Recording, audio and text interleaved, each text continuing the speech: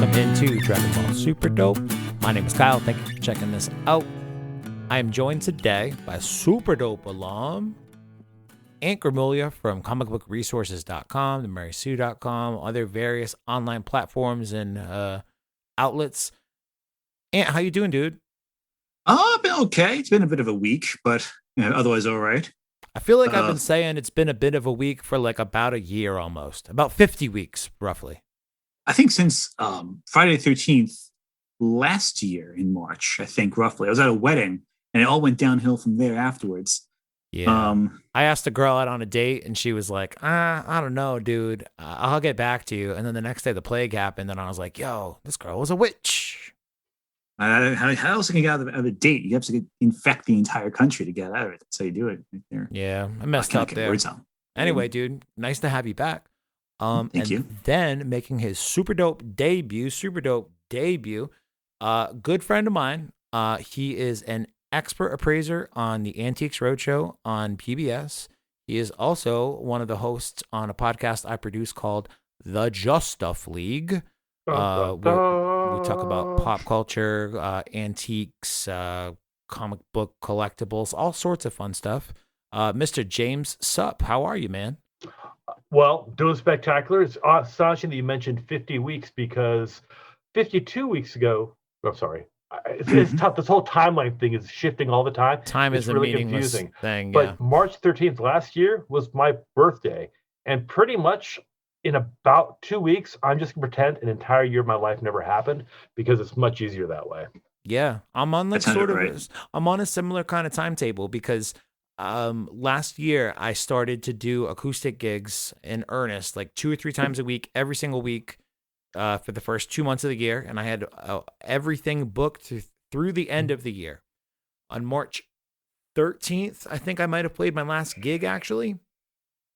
The 15th, I got canceled. And then the 17th, I believe, was a Tuesday for St. Patrick's Day. And I was going to go do my annual St. Patrick's Day gig. Although it was the first time I was doing one in about 3 years. So I was very excited to be doing one again. And everything just got shut down and canceled. So coming with that sort of anniversary in mind, coming up on that, I'm thinking about doing a live stream where I just play my acoustic guitar and sing some songs to see if I can still do that. I'd like some clarification first. I think it's a great idea, but are you blaming the witchy girl or are you blaming the Irish for this? Was she Irish? I think she may be Irish. Well, then. She's definitely into astrology. That's what happens. That's what freaking happens. Yeah. So speaking of witches, we are here to talk about not Dragon Ball this week, but we are here to talk about WandaVision with the season finale, episode 9, coming up this Friday. If all goes according to plan, knock on wood, you should be hearing this episode on Wednesday. But we just wanted to get together and talk about some of our predictions for the season finale, some of the things that we just saw in episode 8, especially. Listen, Kyle, I have some predictions right now for you. It's very important. Go for it. I think the last episode, I'm right, will be the last. Right. I think this is very important. I think that it will be on Disney Plus. It will air. It'll have an opening and a closing and credits. That last 8 minutes. Yeah, the entire thing's gonna be credits. And I'm pretty sure at some point there may be someone who says something. Listen, I may be wrong, but I'm expecting those to be actually accurate. I was hoping for a silent episode. I mean, they've gone through all these other episodes of television. I mean, they might just go back to movies. I mean, next week is it's going to be the freaking Nosferatu episode, obviously. Right, exactly. Yeah. Yeah, I want to see WandaVision's take on Hush from Buffy the Vampire Slayer. I was half expecting more of a Birth for Nations kind of reference, but I mean, that works too. See, if you listen to the pre-show, man, you're going to understand what I've been going through with these two history and movie nerds on my hands, just talking about all of these deep cut references that fly completely over my head. And I'm just like, oh, at least they were getting along. That's nice. That was a very good Griffith reference. I mean, come on. I mean, you could reference, like, was it Intolerance? Was that the other one that anyone remembers? No, because no one remembers. It's Birth of a Nation is also the birth of cinema. And then you have, what was it, Metropolis. And then you have the Jazz Singer. What else do you need to know? Oh, yeah, Chaplin. I mean, there's also Cabinet Dr. Caligari and Nosferatu. As a horror fan, those are the ones that come to mind first. Bunch of goddamn nerds. We're not doing a good job selling the pre-show. There you go. We're talking about episode 8 previously on. So while this one doesn't end with please stand by screen, so like it doesn't feel like it's a episode of the sitcom that, you know, Wanda's been hosting, I did think it's a kind of clever TV trope in that they give us a previously on as the title, and basically we're just running through flashbacks of Wanda's life that, you know, didn't necessarily lead up to these things. In some cases they do, in some cases they don't, but in all cases they definitely have contributed emotionally to what's going on in her life. But at the end of episode 7, I got the catchiest goddamn theme song I've ever heard.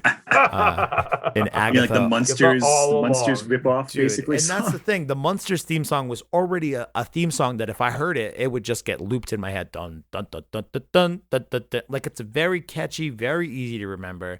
And then you throw something like Agatha all along with Catherine Hahn doing that crazy evil person cackle over the top of it. I think Catherine Hahn's officially become the best Disney villain in live action. When you have like Cruella, you have your Maleficent movie. No, just bring her into it, and she'll be perfect. She's already like a walking Disney villain. Yeah, she could do Cruella DeVille. Oh, well, the thing that she's done is because she doesn't seem like she's a parody. I mean, at every point, she seems to delight in her not evilness, because I don't think she's evil necessarily, but she delights in her wickedness. She hasn't done anything except for killing a dog. Yeah, except for killing the dog. Terrible. That's kind of terrible. Yeah. And as we revealed in a few moments, you know, her mother and a bunch of other witches, but it doesn't seem to be an evil motivation. I'm curious about the dog, though. They need to deep more into that. Yeah, the dog just seems like a real dog. Exactly. The dog at this point, to me, I imagine he'll have to come back into play. Otherwise, it will just appear that it was like a reference to the comic book, and the dog is of no consequence. They had it for 5 minutes, it died. And the only reason it was there so that Agatha could ask Wanda, oh my God, you know how to resurrect the dead? Maybe that would be it. But that's an important thing to realize, because resurrecting the dead is kind of what this is about. This is 100% what it's about. This episode gave us a couple of different confirmations of things that I think we already knew, but also sort of, said, oh, this is what you suspected was happening all along. But it wasn't this. It was actually this. So with the Agatha stuff first, we all knew she was Agatha Harkness. We would get that revealed at the end of episode 7. The beginning of the episode, we see a flashback back to Salem, Massachusetts in 1693. We think we're going to see, some version of a Salem witch trial sort of scenario wherein she gets, burned at the stake by angry villagers or whatever. Nope. It's actually members of her own coven because she's been fucking around with the deep, bad, dark magic that she shouldn't be fooling around with. Here's a question I have, too, on this topic. And this is more me being a Marvel nerd about this. Nerd. Is she getting powers from Mephisto, or is it more like a Dormammu kind of thing? And the reason I bring up Dormammu at all is because in some of the other Marvel spin-off stuff, they've had characters who have drawn powers from the Dark Dimension and Dormammu and all that good stuff. And typically they associate that with a more like a purple energy, or at least purple looking energy. And in this whole crazy Dragon Ball Z beam struggle they have going on with these other witches, she has like this purple energy shooting out. So I was thinking at times, I mean, it might just be an aesthetic choice. It means absolutely nothing beyond surface level cool shit. Well, yeah, the other visual colors we've seen for magic, like the Mind Stone has yellow magic, Wanda has like red or pink-ish magic. Except when she has created the vision later on. Which is yellow. That's when the yellow like and the Mind Stone comes out of it, which is a whole other thing that I want to talk about too, because I kind of undercut some theories that I had earlier in the season. But I have a few theories on that for a half second. Go back to the blue power. Yeah. Coming on. So when her mom, Eleonora, was that her name? I didn't catch her name, but anyway, yeah. So when she's doing the little, starting to blast her daughter, you see a crown kind of appear on her head in the shape of the Scarlet Witch's traditional headdress, which that's kind of interesting, and it definitely leads into what happens at the end. So I kind of feel like you think of that. they're treating. Yeah, I noticed that today on my second rewatch, just a couple of hours ago before we got together. I didn't notice the crown of the blue energy come over her when she goes to blast her that second time, but it definitely happens. And I feel like maybe they're almost setting up to have the Scarlet Witch be like, I don't know, like a generational kind of power thing, like, you know, once in a generation. This kind of at least 500 years.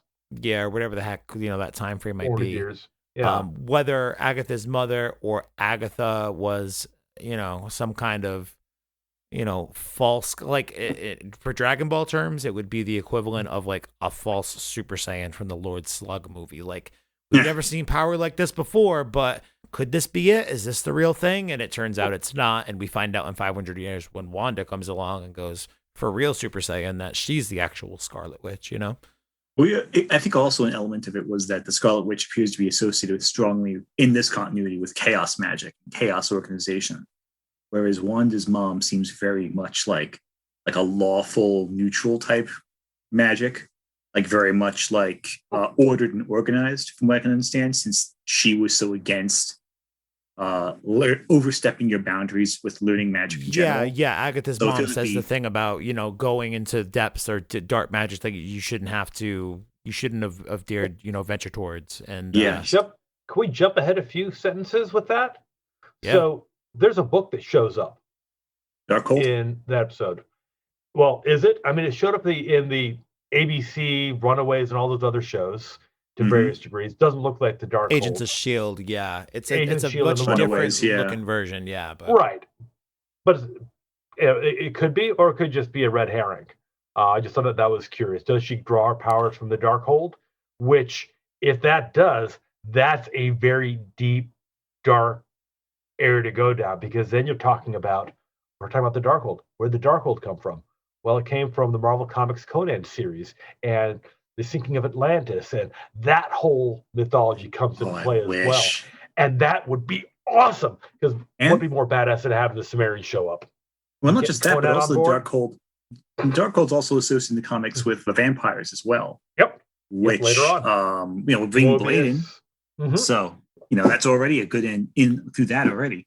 So those are two different things. Like, I feel like WandaVision is setting up at least 3 or 4 different other series, movies, combination of the two things. But at least those are two things that I haven't really considered, and maybe it's, you know, having its or like setting up a foothold for in Namor and Blade, if this book is so closely associated with them. Namor, because Atlantis, God, how awesome would that be? But Marvel doesn't necessarily set anything up.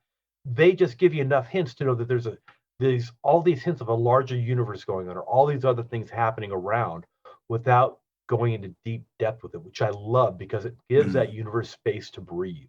I think they do a really good job of just like setting themselves up to be able to pick things up later down the road if they so should choose. It's almost like they need to. Exactly. It's almost like writing a choose your own adventure book, right? They're like writing chapters ahead of time, years and years down the road, and just kind of leaving them there in the back just in case they need to have Adam Warlock come out of the end of Guardians of the Galaxy 2 to solve anything. Look at like friggin' Iron Man 2, for example, had so many. I think it's one of the weaker films in the whole series, but even that film had so many breadcrumbs for other pieces of content. Like, there's a scene towards the end where Tony Stark is talking with Nick Fury, and they have a big map up on the back, and they have all these pins there. And one of the pins happens to be sitting where Wakanda is. Another one happens to be sitting in the middle of the Atlantic Ocean or Pacific Ocean, if I remember correctly. And that right there sets up Atlantis and Wakanda. Yep. Now, they picked up Wakanda, like, you know, how many years later in Avengers 2? Yeah, basically, it took like a while before they even showed Wakanda. So they could just shove whatever in there, and it'll just wait. I think in Daredevil, during that series, they had like Stiltman's like stilts in the background. Sitting in the background in the And if you were a crazy comic book nerd, you knew exactly who Stiltman was. Yeah. But their characterization of him creating Daredevil's suit was kind of cool. Exactly. But if you didn't know that, it wouldn't affect anything. Like, it doesn't. It doesn't. That's what's so brilliant about Marvel's world development. I feel like they don't have to tell you everything. It's just there. If they want to come back to it later, they can. They don't have to. And if they don't come back to it later, they can just say, "Oh, that was just an Easter egg for the fans," and just leave it at that. But in reality, we all know they're just kind of setting themselves up to be able to pull from that should they need to write themselves out of a corner. And that thing that they referenced earlier in a movie for 30 seconds just so happens to not only give them a way out, but also be able to tie back to a film from 5, 6, 7, 10 years ago. It's a good look, man. It makes them look like they've been planning it all along. Well, I think they've got a plan. I think they really have in my mind, it's not quite the bunch of photographs and yarn sticking on the wall, but damn close. Plan of the way that they can intertwine these things. So if they find the right actor, if they find the right director, that they can go, okay, here are the pieces we have. I certainly feel like Charlie Kelly with the red string out on the fucking board with all the pins, thinking about WandaVision. I think in the early scene here, one of the big things that I think they underline right away, and you're meant to. I mean, sometimes this show is pretty nuanced. Other times they beat you over the head with certain things. This is one of the things they beat you over the head with. Like, you shouldn't have fucked with this dark magic, Agatha. I didn't do it. It bent to my will. And then, if you would only teach me how to use this instead of just shunning me and having the Coven fucking Dragon Ball Z blast me to death or attempt to, suckers. If you would only teach me in how to use this, I think it just kind of sets up Agatha's arc sort of perfectly retroactively, albeit 400 years earlier, to be like, oh, if somebody had only teach me, if I ever taught me, if I ever have the ability to teach somebody with immense power like I've found, and give them the type of mentorship in which they need to be able to Anakin succeed. Skywalker. Hey man, I'm just saying. In the comics, Agatha Harkness does become Franklin Richards' babysitter, essentially. Yeah, before how well would that work out? Terribly. Before she's ever involved with the Scarlet Witch, though, she does the Franklin Richards stuff, and then when the Franklin Richards stuff kind of wraps itself up, the next thing she asks to do is to train the Scarlet Witch. So to think that Agatha, especially coming off of last week, is like, oh shit, they just gave her the Monsters theme song. She's definitely the villain now. To see her go from that, to see her have this tragic, beginning at the then this flashback scene at the opening, and then to see her and Wanda back in what I assume is like the portal to the Nexus or whatever the heck it is, and that underground thing where the Darkhold is, to see her kind of go through, as she's taking her through all these flashbacks she goes through, to see her kind of run the gamut of emotions. Like sometimes she seems like she's the villain for like she was last week. Other times she seems like she's coming from a place of genuine, well-being and wanting to help.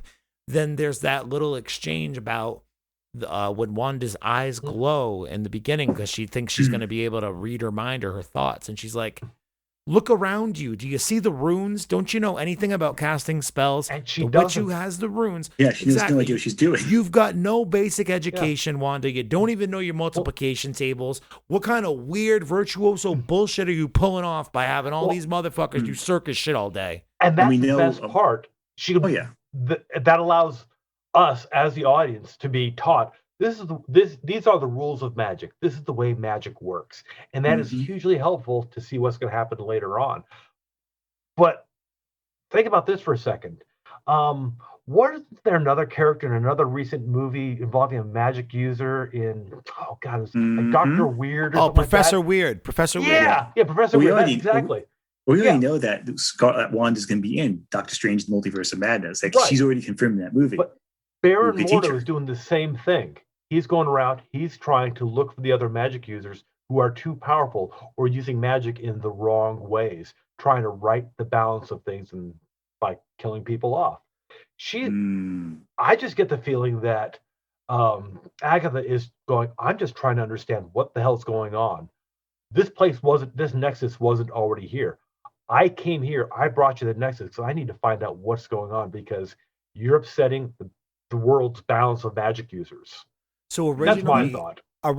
Don't disagree. That's a good theory. Originally, I'd thought that Agatha would have become aware of Wanda after like the events of Sokovia, like she picks up an entire. Oh come on, the waggly finger just throwing out a little probability. I mean, that's not like throwing up this huge giant hexagon in the middle of WV, New Jersey. But that's the thing that I originally thought that would have put Wanda on Agatha's radar, and it seems like the based off of the dialogue we got in this episode, that's not the case. Like Well, you got to keep in mind because of also. the current events. Like that's what I guess brought Agatha to Westview. I'm not entirely sure. I don't have a clear. And maybe I missed something. If I did, and you guys see it, no, that's where do I'm we at have too. a clear cut path as to how Agatha found Wanda doing this in the first place? You got to keep in mind she's also. upset by it, but how'd she find it? You got to keep in mind also giant red hexagon.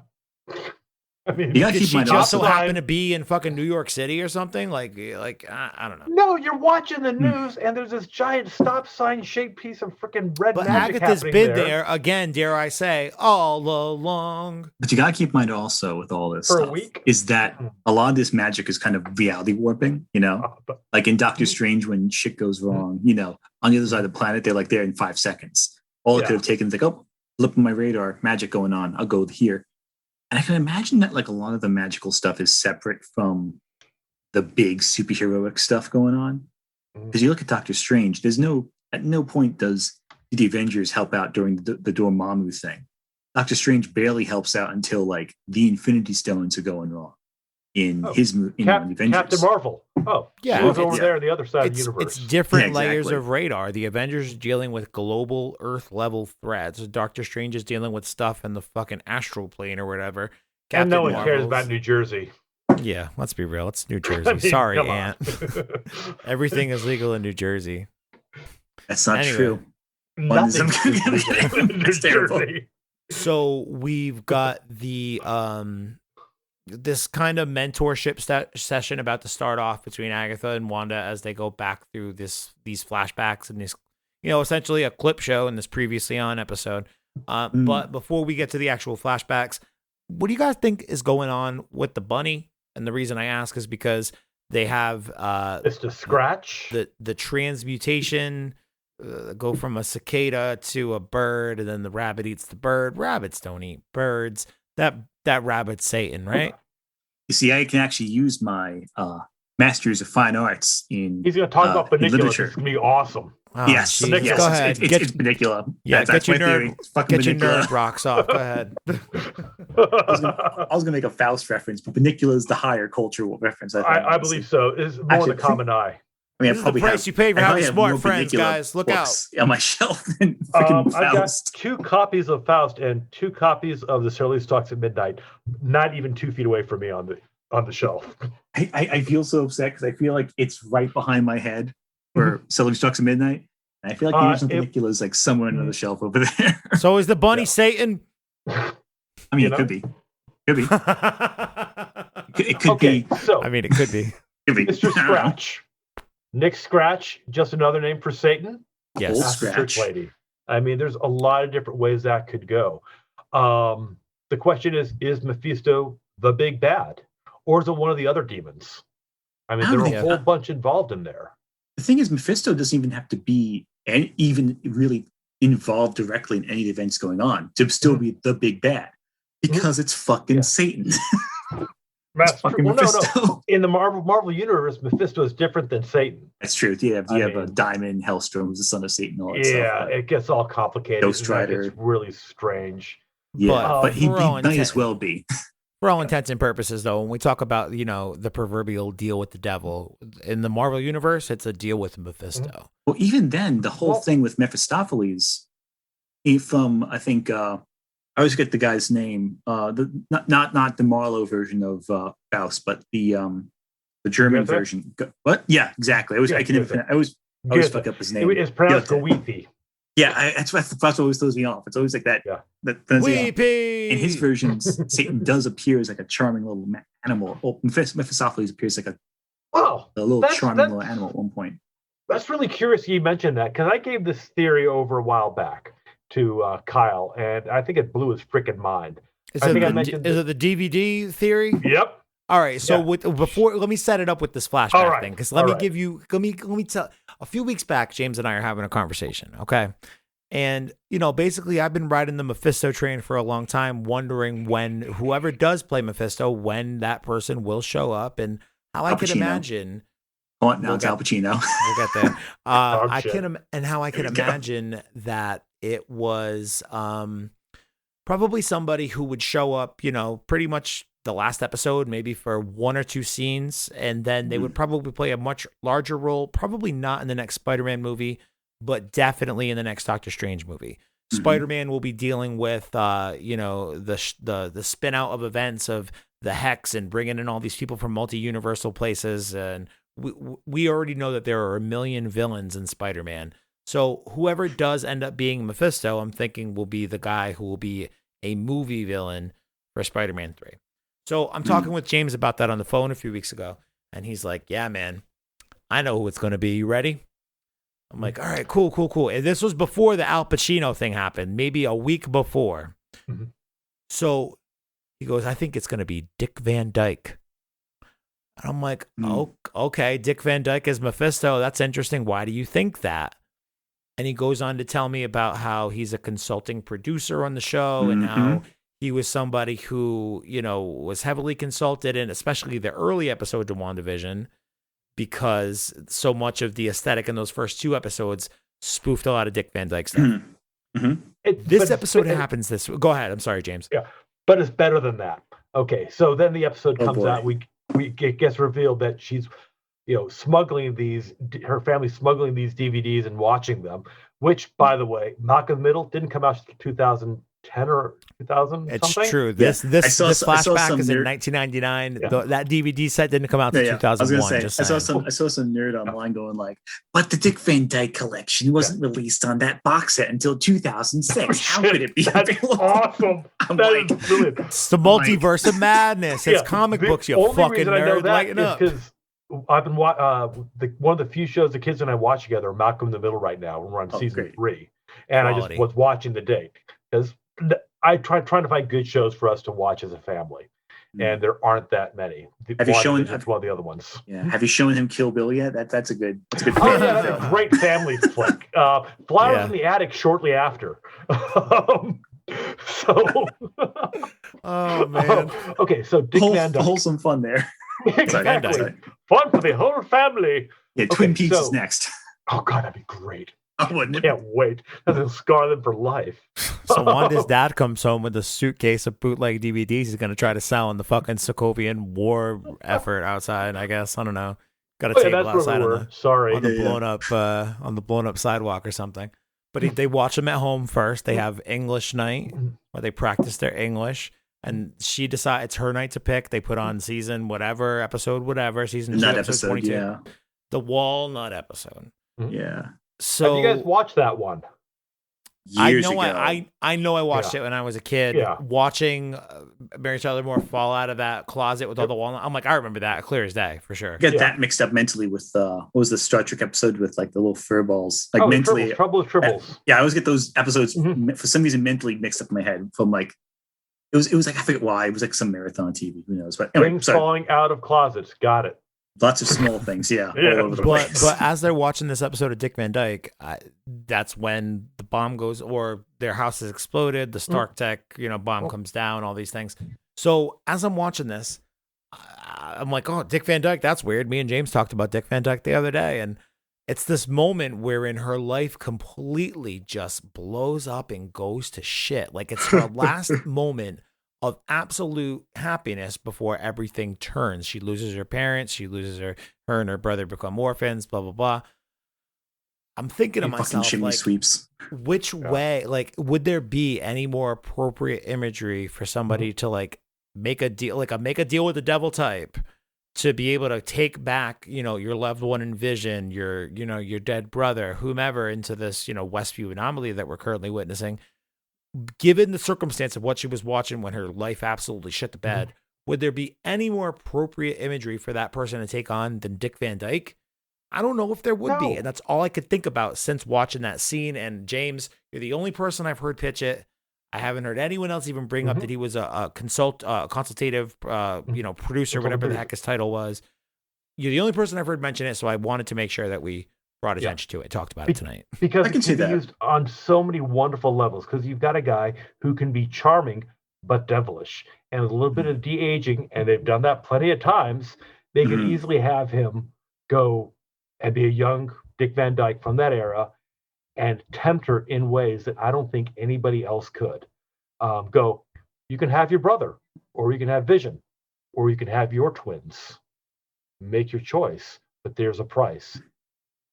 And he could do it so charmingly too, which is great. Oh yeah, and you could buy it. He could do it in his freaking Cockney accent for all I care. I mean, it would be. And it's not like it would be the first time. It's not like the first time that Vic Van Dyke's played a villain in a movie that Disney currently owns either. Right. Freaking Night Museum right there. Night Museum. Yep. Yeah. I never watched that, but him and Mickey Rooney's best role. Oh, it's fun. Lord. It's a fun movie. I like it a lot. It's a delight. I was just listening to something about Robin Williams and his last Night at the Museum appearance as Teddy Roosevelt, and how he was going like that was like one of his big last movie appearances before he did the thing. And how all of the accounts of him on set were just so. He was going through it, dude. He had like early onset dementia stuff going on. Yeah, he was that right there. Actually, watching him again, you always get that kind of nostalgia and like melancholy from him in it. Yeah, that was a lot. It's funny because go on. I was just gonna say Bangarang. Yeah. Well, I can't watch that anymore. That reason? Yeah. So like I grew up with Mork and Mindy, and I decided it was awesome. And then I watched The World According to Garp. It was like the first movie I remember renting, specifically because it had Robin Williams in it. And if you haven't seen it, it's a messed up film, especially at like 12 years old, maybe 13. Yeah. I think I started reading the book for that. Like that's John Irving, right? Yeah. Yeah, I think I started reading the book. I didn't know he was in the movie version. Yeah, it was his first serious role. And I keep going back to, watching him and growing up with him and seeing him not only as Peter Pan, as in so many different roles, Good Will Hunting, what have you, the comedy, the tragedy, everything like that. And hearing how he named his daughter Zelda. I mean, this guy was amazing and brought so much joy. And knowing that it's hard for me to watch, knowing that there was something inside that he still felt incomplete. And he felt that there was only one way out. And that's fucking hard for me to watch nowadays. Yeah, I know what you mean. What was it that he was in? What Dreams May Come. Oh, that was on. Really? Oh my God. Amazing that film. Movie but fucked me up as a kid. Oh God, best use of CG. That is a movie ever. You don't take a fourth grader it's beautiful. to, man. It's so beautiful, but so hard. Like, that was on TV, I think, the other day. I was flipping through channels, and I think it was just like I caught a bit of it, and I was like, that's a hard film to sit through. Oh my God, dude, I haven't thought about that in so long. I'm gonna go watch that now. Yeah. Good call. Watch it, Gooding Jr. Oh, Boy could act. No, that's he just chooses not to sometimes. But right. When he wants to, he's incredible. Oh, right. It is. That was the first movie that I've seen where the CGI was obvious and beautiful. I mean, and it made sense within the context of the story too. So it was okay. Right. Yeah. I mean, but even in talking a movie about Robin Williams and death, that right there is just so. I'd probably vomit watching it. God, I need to see it again. Yeah, it's so amazing, but I couldn't. I changed it right when I saw it was on, but that just triggered all those thoughts, Ugh. Well, next time we all get together on the fucking Super Dope Literary Hour with you goddamn nerds, we'll watch What Dreams May Come. That'll be great. Oh my God, that's gonna be horrendous. Can we wait like a year or two with this? Yeah, we're gonna take some time off, dude. I'm gonna be emotionally exhausted after this WandaVision season finale. Now, if you want to do Aladdin, I'm here for that in a heartbeat. Well, not the remake. Aladdin. I was gonna say the animated or live action. Preferably the original, but I'll talk about the remake too, just to make one. Yeah, you ain't never had a friend quite like me. I actually have not seen the live action Aladdin. Me either. I don't watch movies unless it's Star Wars or superheroes. I heard mixed things. I heard people who said who thought they're gonna hate it said they liked it. People who thought they'd like it said they'd hate it. I bonded too much with the first one, so I just can't. Whereas I really like the new Jungle Book only because Christopher Walken is such a Christopher Walken. Yes. And the new Lion King is good. Surprisingly good. Also, the new Cinderella. Yeah. I have no feelings about the original, really. It's good. It's kind of Piranha, so it's over the top, but it's good. Beauty and the Beast? No. Didn't like it. It was crap. The more I like the original, the less I liked what's her face, though? Emma Watson? Yeah, she's good looking in it, but she's not. The problem is... It's just not good. Yeah, it's very lifeless. It doesn't bring anything new to the game. I like everyone in it. I just don't like them in it. Yeah. Yeah, it's like the guy who did the shot-for-shot remake of Psycho. Like, why do a shot-for-shot remake of Psycho? Interesting as a exercise in film school, But don't expect to make any money off of it. Yeah, and Gus Van Sant's a talented guy. Like, he did freaking Good Will Hunting. He did lots of other movies that were great, but just why make that? Yeah, he caught a lot of shit for that, dude. He also caught a lot of money for that. Yeah, so, really? His film school exercise got him a payday and a half for sure. Yeah. So flashing back to Gus Van Sant's prior paydays. Let's flash back to Wanda's prior laboratory experiments with Hydra, because that's the next flashback we have. That was awesome. Watching this being the longest drawn-out origin story I've ever seen. Yeah, because we get a little bit of it at the beginning of Age of Ultron, just with some exposition in passing. They were basically lab experiments for Hydra. You know that the Mind Stone was involved in some way, shape, or form, but that's about it. Mm-hmm. And I think what's really interesting about all of this is that there is a crack in the door open for mutants in the Marvel universe. I'm sorry, so I don't mean to cut you off, but we did kind of miss something in the last flashback with mutants. Actually, was when the Stark bomb lands in front of the bed, she throws up her hands. Agatha asks her, did you use your probability hacks to be able to make it? She says, no, it was defective. We sat there under the bed for 2 days. Oh, and it just never blown up. She obviously has, or potentially could have, the early signs of mutant powers that she showed. That's at the age 10, 11, 12, when they're starting to enter puberty and kind of like coming into their own bodies is when their mutant powers start to manifest. So the timeline checks out there. But then to see her flash forward to this Hydra experiment with that kind of context of, she may already have some mutant powers. See the Mind Stone essentially choose her, But she doesn't need to have mutant powers either. I mean, they can completely ignore that and just go, the Mind Stone did just choose her as the appropriate vessel. And that's so good about it. But it gives a background as to why she was able to survive, because right before that happens, the two dudes on the microphones are like, every other test subject that's touched this thing has died immediately. So it gives some kind of credence as to why she was her and her brother were able to survive. They got the mutant gene or whatever. I mean, back then they were trying to level it or angle it like it could be potentially like an inhuman thing with a terrigenesis, but there is one other alternative. They don't need that anymore. But what's the other alternative? There's one other alternative too that I've considered since seeing the episode. The other alternative is that that Wanda was first, obviously, before Pietro. That she got now, depending on if it's a mutant gene or if it's magic, depending on how they do it. Either way, that's Wanda allowing someone else to gain powers, because, when Pietro touched the Mind Stone himself, he had to go through the same process too. Why would he live unless there was some probability altering situations that allowed him to get those powers? Which means already in the Marvel universe, you're seeing the inverse of M-Day, essentially, from the comics. Whereas in the comics, Scarlet Witch very famously got rid of mutant powers. Now, from her inception, she's giving people these mutant powers, which, depending on how you look at it, that could be either a big sweeping retcon that she alters back the past with chaos magic, whatever, to make mutants appear in the however far back she wants, or it could be the beginning of mutant genesis in the MCU just from her, depending on how they play it. They have both options available to them. It's an interesting bookend. I mean, it's a good way to do it. I mean, her trying to protect her brother by knowing that if he goes in here, he's going to die. Well, somewhere in her back of her lizard brain, her little magic goes, I will, give him this a power or something like that. Oh, that's wild.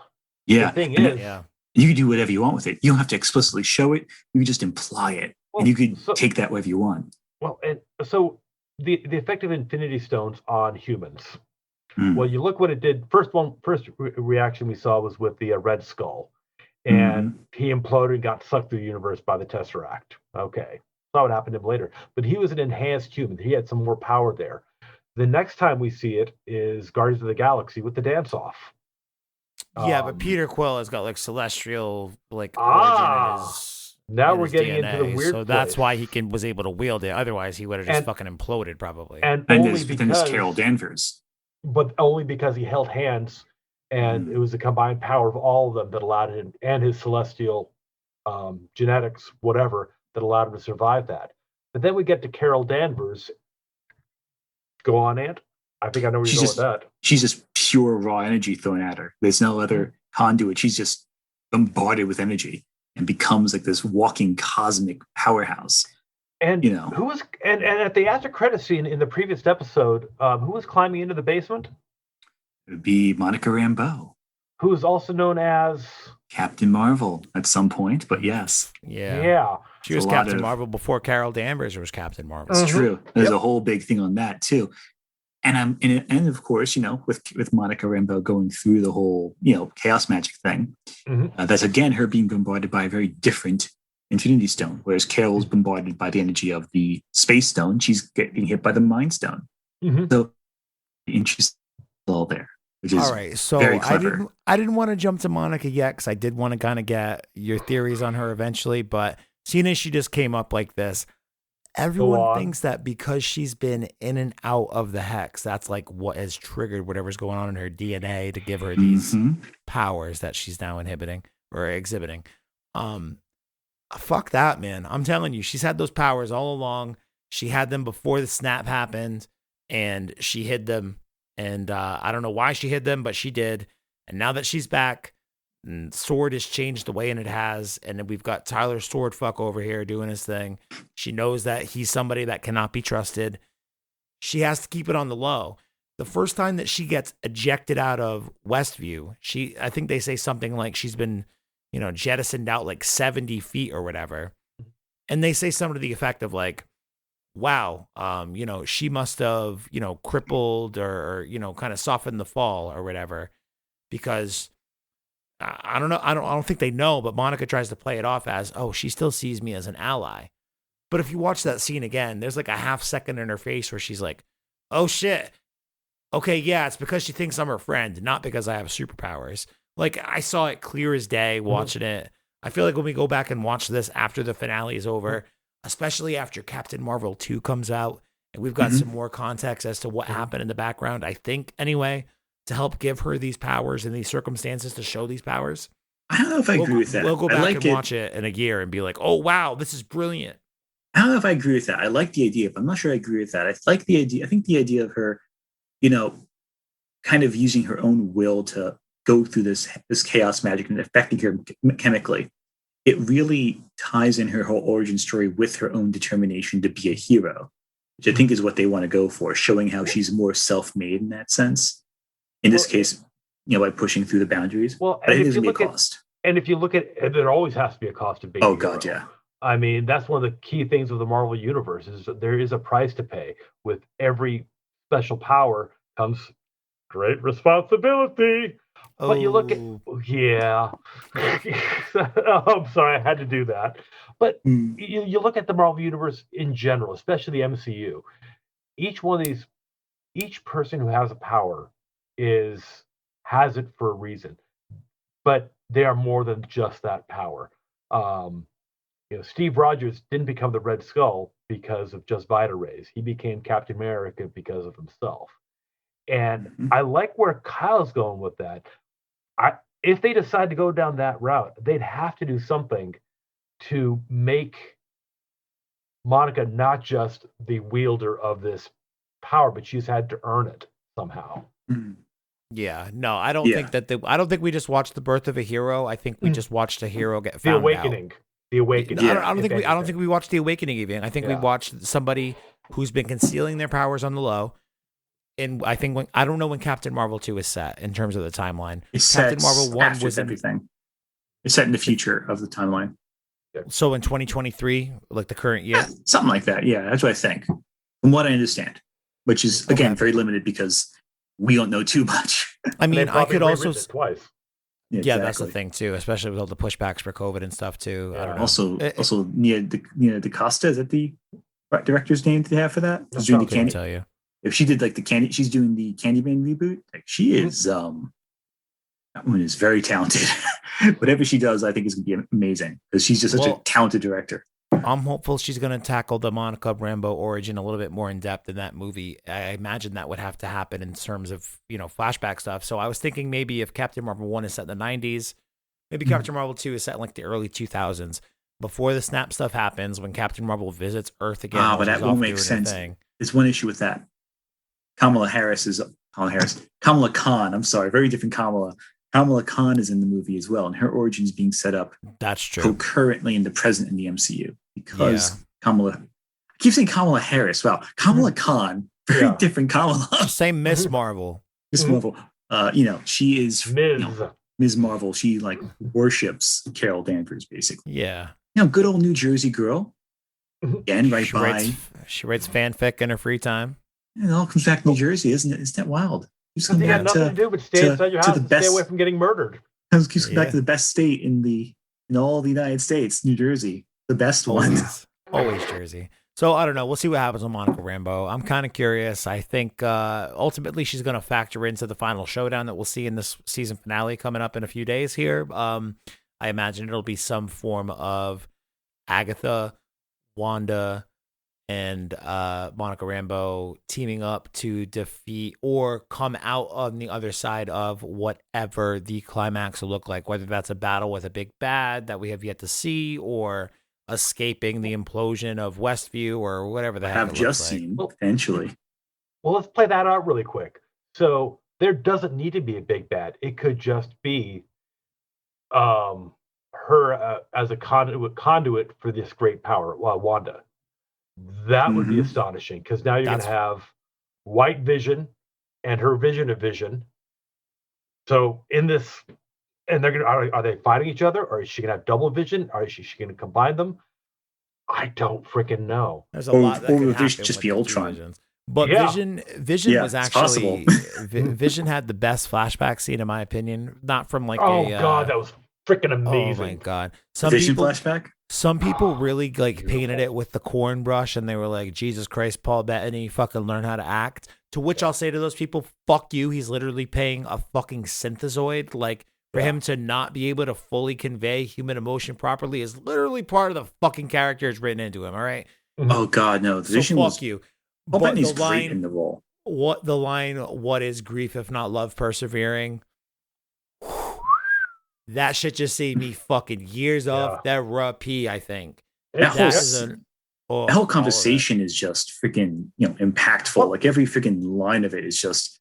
And it feels like a real conversation. Yeah. It doesn't feel contrived. It doesn't feel like a speech. It feels like we're just chatting. Yeah. Like that's something I can imagine me and my friends talking about for robots discovering human emotion for the first time over beers. Yeah, it just feels like the most realistic description. And what I love about it is awkward. It's deliberately it's naturally awkward, which is the best kind like of Jesse Eisenberg awkward. Realistically so. Wait, are you implying that this scene needs more Granny's peach tea, whatever it is, in like a jar? The delivery of the line itself, love is, what is love if not, what is grief if not love persevering? I don't think that's awkward. The thing that's awkward that I think kind of reinforces the fact that we're talking to somebody who is not a human is he delivers a line, his mouth closes, his head turns back to the television, and he watches for about 5 seconds. And then he tries to, he forces a laugh at some joke and like tries to explain why it's funny just to be like, have a connection in another way. Like, I'm human in this way and that I understand humor, but I'm still a computer and have to explain it out loud. Well, obviously, that is the awkward that I loved. This went through my head is, my eldest is on the spectrum, and he did that when he was younger. He would literally go, "Oh, I just said something awkward. I need to cover for that." There was a pause.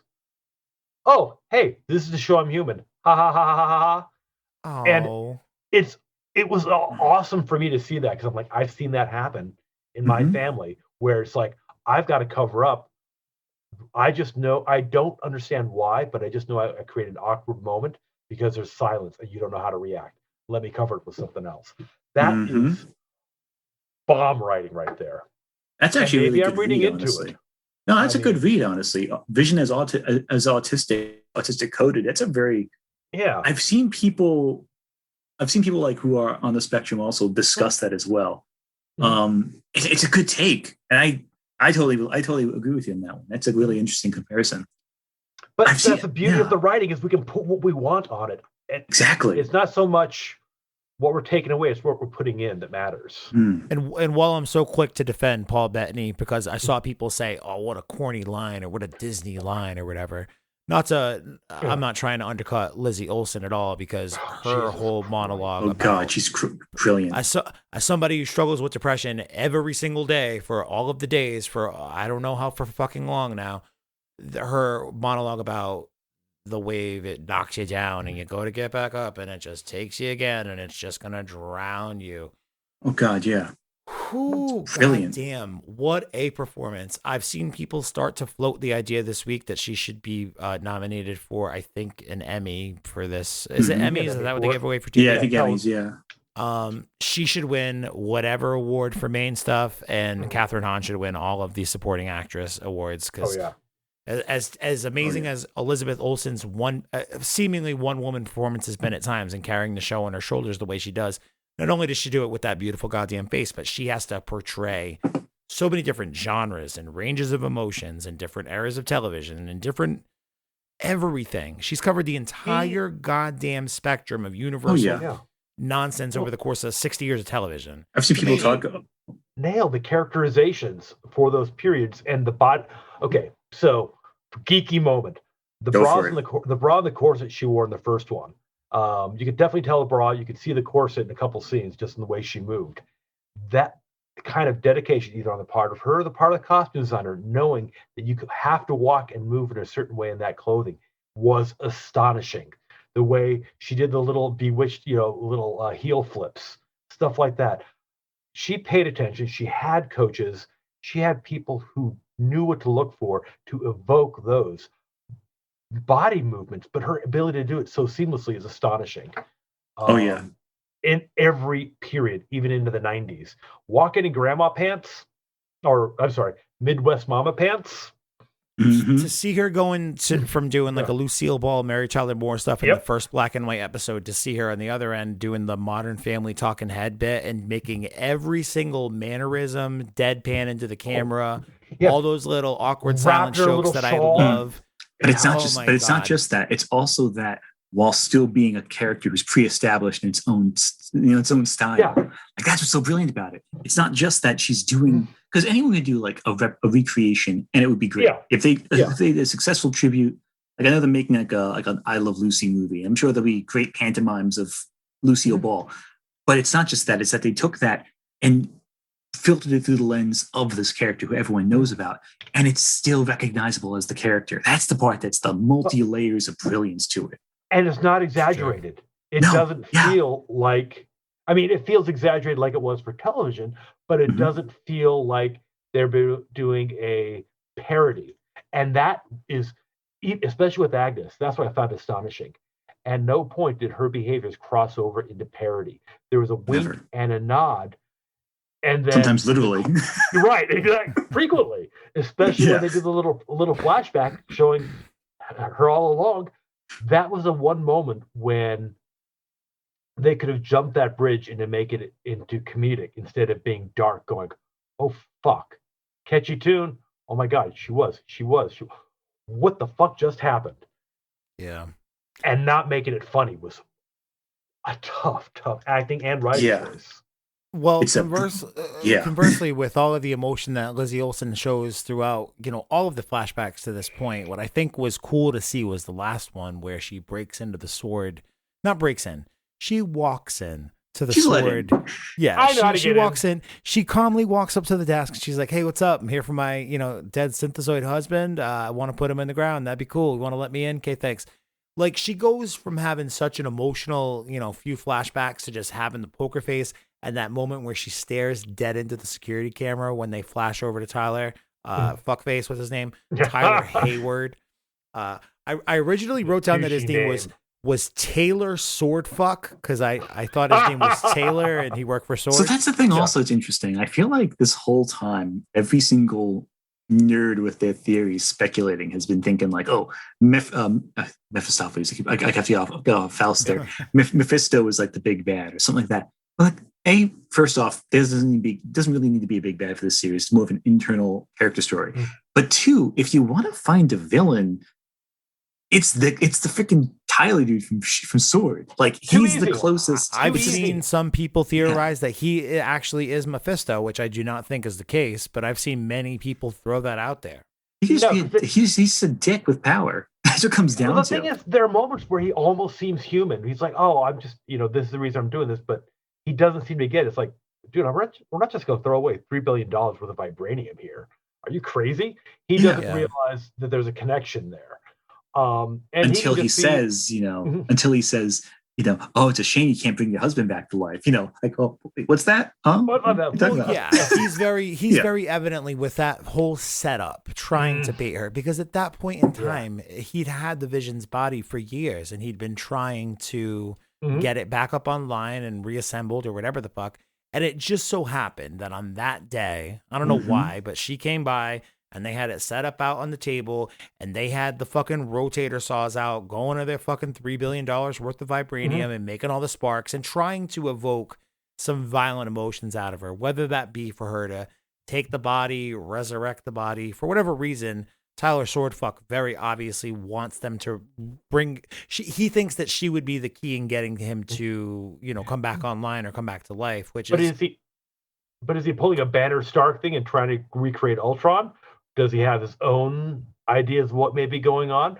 Or is he pulling an Obadiah Stane where he thinks he should be the only person in control of this great power and the one to tell everyone how it works? Or is he an interdimensional super being that is in charge of bringing this, the universe is rending them asunder so he can invade? Or is he Ultron? Like the Skrulls did. Or is he Ultron? I've heard that one too. I got a good one also. If this were a few years ago and he was working for S.H.I.E.L.D. or something, and that was basically the pitch, and he was just some general stand-in man for Nick Fury, and they're just trying to, put the shield of armor back around the world, especially now that a guy like Tony Stark is out of the picture. Okay, I get it. But there's a reason that all of this is happening under the banner of S.W.O.R.D. and that Nick Fury is still involved. And we know that because of the end of Spider-Man 2, that Nick Fury is setting up S.W.O.R.D. and that he is very much in cahoots with the set up beforehand by... Well, S.W.O.R.D. was already set up before with Maria Rambeau. That was already established. Who made it? Probably with Nick Fury. The question is also if Hydra infiltrated that. Since Hydra is so deeply ingrained in Wanda's origin, that was what they joined. They were working for the evil secret Nazi organization, essentially. So there's always that's too realistic. For but like the European version of too soon. Sorry, I apologize. No, never soon enough. Never late enough. But with so much general, I didn't think about Hydra. That's awesome. Yeah, because they didn't go. They're still around. Well, with so much Hydra imagery, especially tied to this character and having so much of it given back to us in flashbacks too. I mean, it wouldn't make sense if it wasn't on our radar to think maybe they've also infiltrated S.W.O.R.D. But my greater point is Sentient World. Not Sentient World. Sentient weapons now. It used to be Sentient World. It was that in the books, but they've changed it to Sentient Weapon. Observation. What is it? Observation, response, and Sentient Weapon Observation Response Department. SWORD. I believe is that. I think I spelled it. Something. See, I could read sometimes. Or the point is that maybe detection. Maybe I just realized something. Go ahead, buddy. Go for it. They haven't revisited AIM, the beekeeper outfit yet.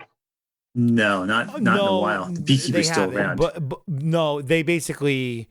It was somebody from S.W.O.R.D. Yeah, but who went in to try to infiltrate with the wire on it. Right. And when it gets rewritten, it's put in as a beekeeper. A lot of people thought that was like a swarm thing I wish it was advanced idea mechanics. Listen. I think personally that we need more swarm in our movies. We need a Nazi who is a giant hive of bees. Just made of bugs. With a purple we cape. need that in a movie. Why not? It's called Candyman, okay? But he's not a Nazi. But maybe the reboot he will be. I guess I'm waiting to see the twist. MCU version of Candyman, I guess. God, we just need more pestilence. We've already had a plague. Now we need the next one. Honestly, for Tony Todd in a Marvel film, I'd be down. God, that would be great. It'd be amazing, right? So I'm going but someone. I'm going with Tyler Swordfuck as potentially a Skrull, appointed to the head of S.W.O.R.D. for whatever Nick Fury needs him to do right now. But I think he could be an evil Skrull. I've been saying it for like a while. Super Skrull. Oh, it was just a bad scroll. I think he's a bad scroll. I don't think I don't think he's Super Scroll or a Super Scroll or whatever. I think he's a bad scroll. We've seen good scrolls in Talos and his girlfriend and Captain Marvel to this point. Just as easy, I mean, it could kind of be the, sort of along the same lines of what you just said with Hydra, James. Instead of, having them set up S.H.I.E.L.D. and eventually Hydra infiltrates, they set up S.W.O.R.D., working hand in hand with the Skrulls. There are good Skrulls, there are bad Skrulls. Bad Skrulls infiltrate S.W.O.R.D. It's the same kind of thing. But he ultimately wants to be able to get this kind of technology, this kind of weaponry and vision to be able to wage war on the Skrulls' oldest foes, the Kree. Or defend the world against Monica Rambeau when she goes nuts. Who probably got her powers from her Kree bud, Carol Danvers. Not to be the shipper on deck here, but the idea of the Skrulls being tied in.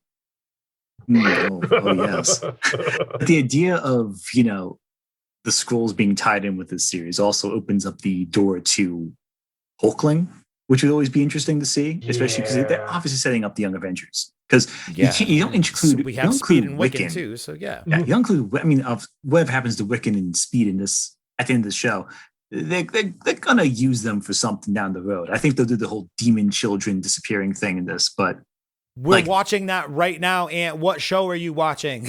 I mean, they are, but they're gonna do the whole disappearing demon children thing where they vanish and drives Wanda crazy. Pieces are reabsorbed into pieces of Mephisto, like in basically episode 9 next week. Demon. No, that'll be the resolution of Multiverse of Madness. You think so? I honestly, I do. I think that my honest opinion at this point is they don't have enough time to breach this to a satisfying ending, where it's going to be. I'm going to walk away going, oh, okay, good, this is over. Even in an hour, I don't think they could pull it off.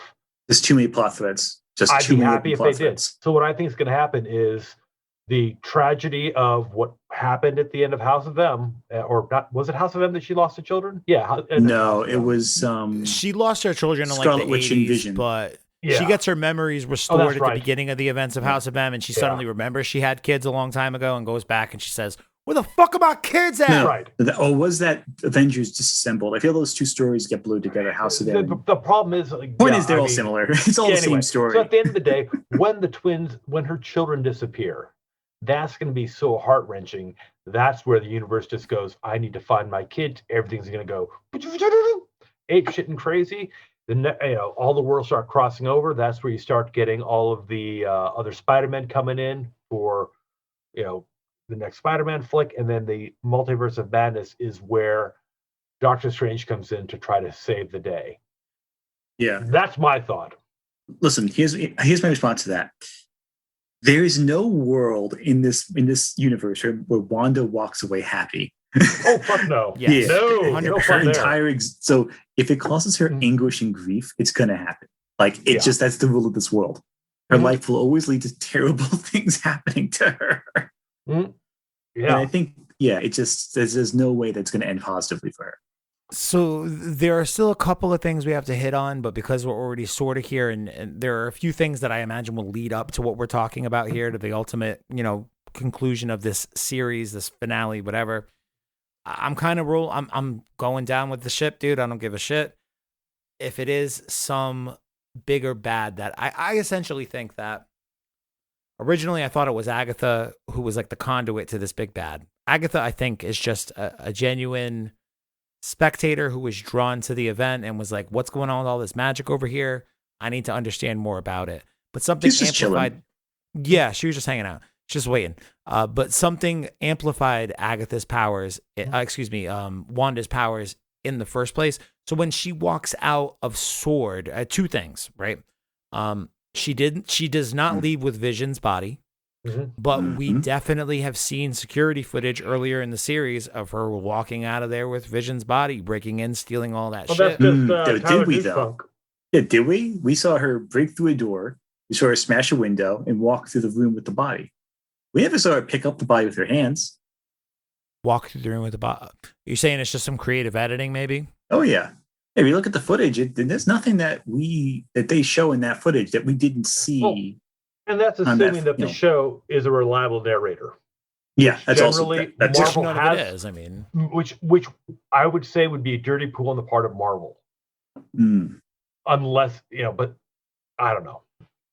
well, I do think it's worth pointing out that she doesn't leave with the body, and we're definitely led to believe that she did bring the body out, and that's what led her to resurrect Vision in Westview, or that's what was able to, let her resurrect. But Vision we do see, the white Vision being reconstructed, and that's based on her.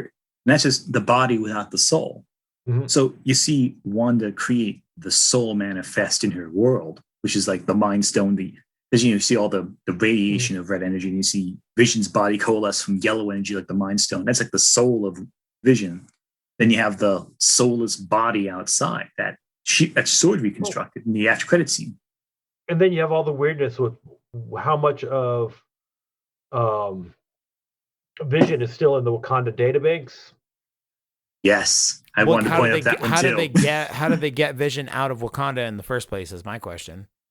There's with their hands. Lifeless husk. It's been 5 years. They went over with the tractor and picked it up. They heard Chadwick Boseman passed away. Yeah, I mean, that's too soon. That's too soon. The world lost 50% of everybody. I mean, yeah, there's a lot of confusion going on. And there's no telling that was evenly distributed either. Yeah, I mean, yeah, it was all even. of Wakanda. True. So they use basically the remnants of whatever kind of chaos magic she's got on that drone that had flown in to be able to repower Vision. So much of what is driving all of what Wanda's able to do, what was able to bring Vision back outside of Westview into the Spectre White Vision, is just, reminiscent power of the Mind Stone. What was able to amplify Wanda's powers. It might not be a deal with the devil. It could just be the fact that, the Mind Stone, shattered into a million pieces 2 fucking weeks ago when all this shit went down with her dead android boyfriend and Thanos, or however I forget exactly how the timeline lines up. But regardless, the Mind Stone now ceases to exist in this reality because it's already something that's been drawn and attracted to her, presumably may have amplified her powers. We already know from those conversations with Tilda Swinton that, like, you can't really... Infinity Stones can't really cease to exist within a universe. They just kind of take on a different form. Maybe they just kind of take on a different form and go into Wanda, and that's what's made her so powerful. It could be something as simple as that. Exactly. Or it could be even worse. It could be like the very end of Saint Elsewhere, where it all existed in a little kid Nakoma's mind. I mean, they do say all the Dick Van Dyke stuff in this episode. It's like, it was all just a walnut, all like kind of like allusions to self-contained nonsense, and that it was all a dream kind of stuff. And I think I don't think that's the case. That would be bad. I think it's always a dream. I think technically you guys might mostly right, technically, in that the world that Wanda created is the dream. I don't think it's the actual world beyond that is.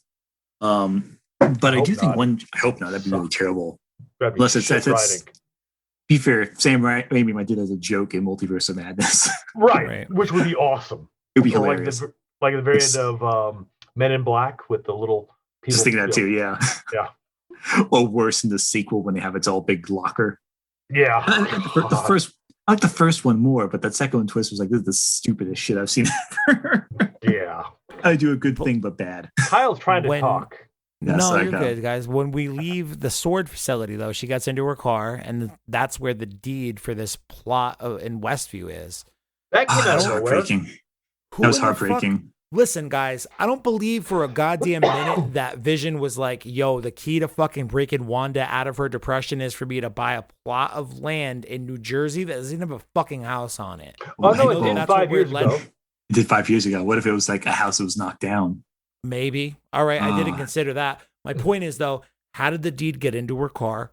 Who left the deed for her? Even if Vision genuinely did purchase the deed and left it to her and now has been dead for a few weeks, who put the deed on that seat? Tell you right now. Why did she go there? Who made her go there? Okay, you've had a shit relationship, and when you went to go to try to apologize or try to make good, did you hold that last note for a few minutes and read it to go, God, I was a dick. I'm going to try to fix this. Throw that. I'm not the right person to ask that question to. I'm emotionally incapable, but Ant, you can maybe respond. Did you cut that bitch? Oh,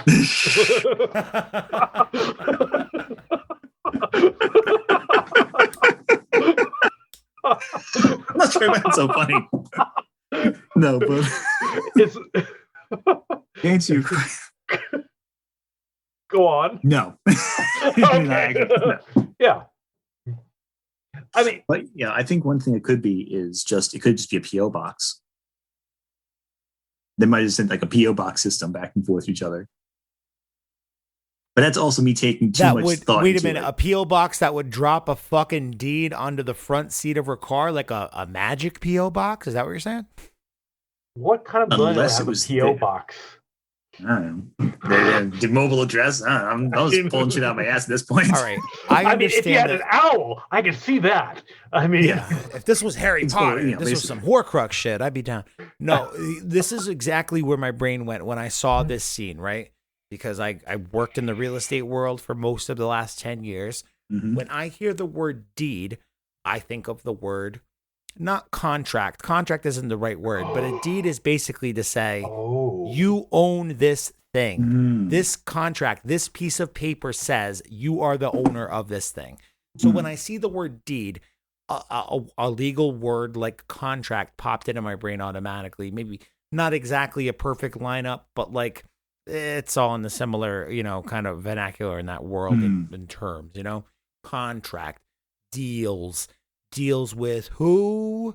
That's what I was thinking of when I first saw that. Before she opens it up and shows what it is, I was thinking, oh, a letter. There's going to be some like contract and some, I think keep saying Mephistopheles as well. He was some Mephisto contract thing going on here. So this is one thing that, and obviously we've been discussing spoilers this whole time. Hi, buddy. How are you? How are you? Oh. This is my youngest. This is Hayden. Hey, Hey, Hayden. How are you, Hayden? Hey, buddy. Oh, he probably can't hear us, can he? Yeah, you have your earphones on. Bumming. Hey, buddy. How are you, man? How's it going, Hayden? How you doing? Good? He's all set. He doesn't want to talk to your nerdy friends. Good. Good, All right. man. Awesome, Cool. man. What you up to today? Nothing. You're just hanging out with your dad? Yes. When I Cool. want to just up all over my bed, it explodes. What exploded? No. My bed. Oh my That's, god, it's I just horrible. want to nap all over it until it explodes. It's a mess. Yeah, that's the delirium talking at this point. Hey, why don't you tell them what's your favorite part about WandaVision so far? Oh. Suspense is killing me. Yeah, What's your no, I'm favorite like scene? anxiously I'm awaiting his answer. He's exploding. Probably music at the end. You like the music, huh? Did you like the Fair point. Agatha All Along song? What? Did you like the It's Been Agatha All Along? Did you like that Oh song? no. No, you didn't like that one. That was my favorite ending song. Everyone's a critic. That's about right. I get that. It's all good. Do you have any predictions for how the show is going to end, Hayden? No, me either. I don't really know either. Anything could happen at this point. One thing I wish is in a movie, 1,000 dinosaurs just mixed together. I was gonna say, judging from your pajamas, you're being like a big dinosaur fan. Is that right? Good to have goals. Yeah. Oh, nice. Like if we had dinosaurs, I'd just have all the dinosaurs combined into one. I would just have a dinosaur society. You want to say goodbye to everybody so I get back to work? Thanks. See you later, Bye, buddy. It Kyle. was nice to Bye. talk to you. Bye. Bye. Take care. Thanks for humoring. I hugely appreciate it. That's all good, dude. So, funny thing is, I'm telling when we're giving the kids their COVID test last week, I've got my son, my oldest, Hayden's in the middle, Vivian, my daughter's on the left, and she's in tears because she thinks mommy's going to die because mommy has COVID. Oliver immediately wraps a towel around his head and is like, oh my God, what's going on? He's a bit of a germaphobe. And Hayden is just sitting there perfectly calm, just staring off into space with the legs out in front of him. That kid never stops moving. He didn't move for like 5 minutes. We're getting Vivian calmed down and trying to get everything figured out. I'm like, hey, you doing okay, kid? He's like, what? Oh, what, Dad? Yeah, you doing okay? You have any questions? Like, sorry, Dad. I was just thinking about dinosaurs. I'm like, what? okay, what about dinosaurs? And he goes, well, I was thinking that if I had a dinosaur, I'd ride it all the time. And if I rode it all the time, would my legs fall off? Yeah, man. I feel like your kid and I are on the same wavelength. At least like when I was like 10 years old, I was on that. Yeah. Dude, if you don't use your legs, you lose your legs, right? Oh. If I ride a dinosaur constantly, am I going to lose my legs? Yeah, the Lemuric theory of evolution works. Yeah. Oh my gosh. There's a lot to consider, man. The fucking plight of like what? He's 7, you said? 8. Yeah. 8. Yeah. The plight of an 8-year-old, man. Dude, important questions. And all that went through my head is, you know what? You're going to be just fine. I mean, there's no doubt in my mind that for you, that is a perfect reaction. So way to disassociate from the weird ass reality that is our world right now, kid. I wish I could do the same. He's asking the tough questions, the real tough questions. Well, that's the shitty part about being an adult is you get to the point where no one asks you what your favorite dinosaur is anymore. They never asked me once. No. It's they don't even have an answer. I actually was asked that question as an adult. What? Well, but the thing was, we were talking about like kids obsessed with. My fiance is an elementary school teacher for special education specifically. So, one kid's obsessed with dinosaurs. So only one? Actually, surprisingly so. Yeah, right. The others have their own obsessions, but there's one who's like super obsessed with dinosaurs and Godzilla. So so she was asked, what's your favorite dinosaur? And she's like, oh, I've answered that. And then she asked me, what's your favorite dinosaur? Just kind of. So that's the whole conversation in a nutshell, right there. Just talking about how kids were obsessed. The whole conversation is, what's your favorite dinosaur? What's your favorite kaiju? I want to know what his favorite Godzilla is. Well, to answer the first question for dinosaurs, it was the Deinonychus because it's like a big ass raptor. Yep. Bullshit, strategy, big intelligent. Big claws, very clever. And 2 fingers. All right. There you go. Although I think like Triceratops would be one of the runner up. T-Rex is the obvious answer. It's like saying your favorite team's like the Yankees. Like, yeah, you might be right, but that's not interesting. But what about the White Sox? Kyle, what's your favorite dinosaur? I'm gonna go with Triceratops. It's a good one. Good standby, strong horns. Yeah, no, he's low to the ground. He's got all the horns. He's hard as fuck. Also, kaiju. I don't know if I think I have a favorite kaiju. If I had to pick one off the top of my head, and I can't pick Godzilla because obviously I always pick Godzilla. It's too obvious. Yep. I think I have to go with either. I mean, Mothra is an easy pick too. How could you not love her? Yeah, I was gonna say Mothra, honestly. Anguirus, I think, is one of my faves. Like, he's Godzilla's first buddy. He's the first one he fights in. Godzilla raids again. Godzilla Gakushu counterattack. I do, and I've learned a lot more because of my buddy, Brandon Doczilla. We miss you, Brandon. We know that you don't listen to the podcast, but we miss you. His affinity for Anguirus has definitely rubbed off on me, so I'm going Anguirus. With Mothra, but also having a Biollante as my secondary choice there. Hey man, nature is beautiful. So is plants. So is Biollante. James, dinosaur, kaiju, go. Dinosaur, Ankylosaurus. Good choice. Because you get the cool spikes on the side, you get the badass club tail, and they just have a cool look to them. I just something about it. They look like they should be able to run fast, but their stubby legs make it weird. Exactly. I'm going to say this right here. If anyone says Pachycephalosaurus is your favorite dinosaur, you are like the guy who drinks like the IPAs from the microbrewery, which are cool. So you're good.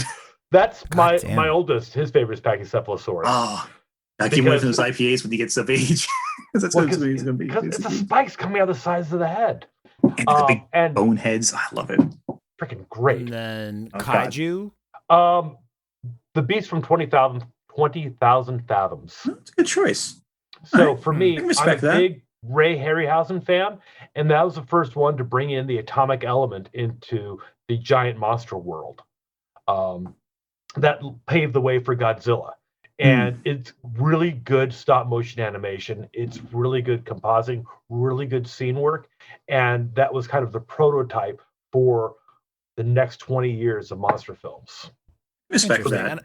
And I do like that we're talking about this now because Godzilla versus King Kong is going to be dropping in yeah. about Cannot fucking wait. 3 weeks. So Cannot wait. we'll definitely be doing that in the podcast. I'm going to get Brandon out of retirement for that one. Thank you. He's Congratulations, you've been on your podcast for about 3 hours. It is, but it's been a good conversation, dude. But it's been a good one, dude. It's been Come fun. on, stop making fun of it. Did you make it all better? All right. He just brought me tater tots. Oh, dude, tater tots! Kids brought you tater tots. That's good. Yeah, but you win this one. That's, There's no that's debate on this definitely one. a sign that it's definitely a sign we're going to wrap it up soon. But we sure. totally will cover Kong and versus Godzilla when that comes out in a few weeks. So actually, I'll post a link in the show notes to the original King Kong Godzilla movie from 1964. I could be wrong on the year. I want to say it's 63, but I could be wrong as well. I'm not gonna. It could be. I'm not gonna bet your life on it, but it's between 62 and 64. Yeah, I'm not gonna bet your life on it, but I would say it has to be later, because what was it? Godzilla was 1954, and it was 8 years after. Right? Was So Godzilla 1964? Oh, 62. 62 sounds right.